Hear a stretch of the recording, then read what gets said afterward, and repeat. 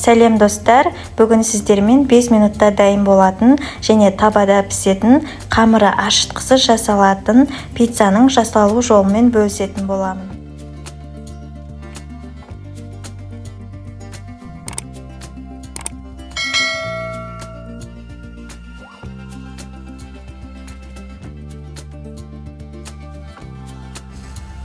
Ең алдымен ыдысымызға 130 мл су, 1 шай қасық тұз, 1 шай қасық қант және 1 ас қасық күнбағыс майын саламыз және 1 шай қасық қопсытқыш салып, ұн салып, жұмсақ қамыр илеп шығамыз.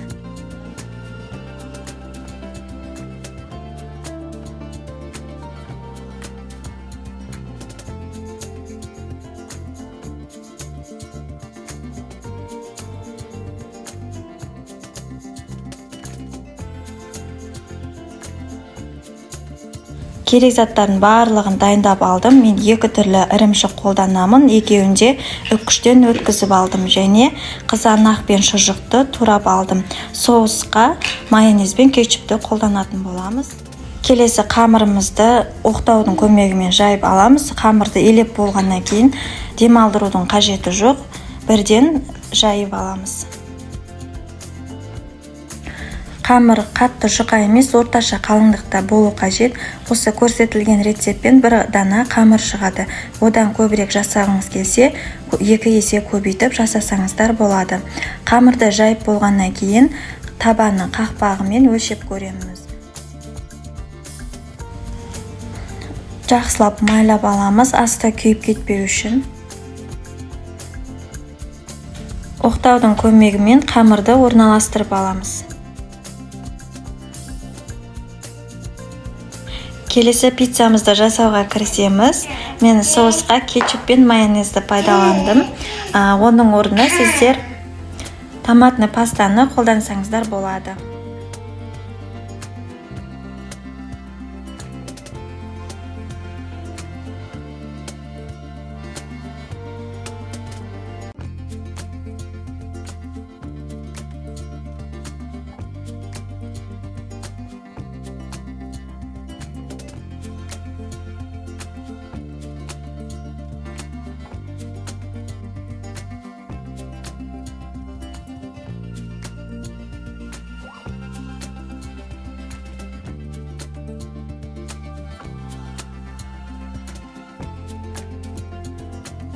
Дайын болды. Енді табанның бетін жауып, баяу отта пісіріп аламыз.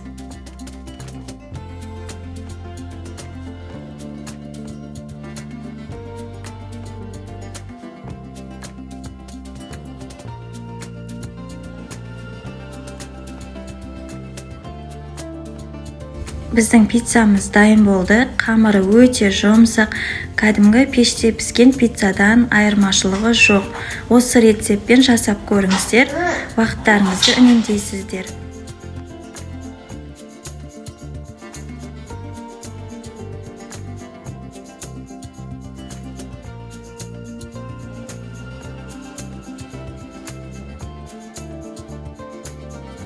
Менімен бірге соңына дейін болғандарыңыз үшін рахмет.